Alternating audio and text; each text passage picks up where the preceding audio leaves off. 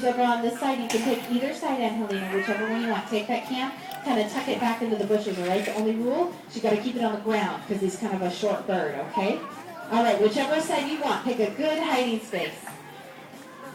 There you go. Tuck it way back in there where we can't see it because he's really good at this game.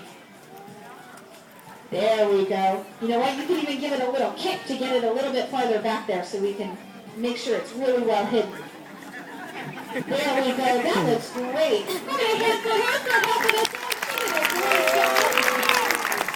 There you go. I'm going to let her head back. Wow, that was so cool.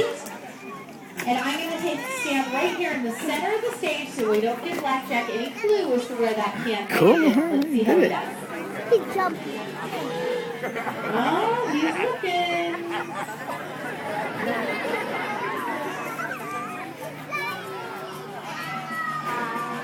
Oh. You didn't hide it good. You got it. Oh, you're crinkling.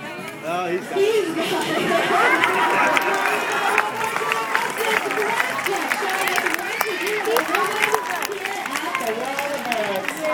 Well, audience participation is our favorite part of the World of Birds show.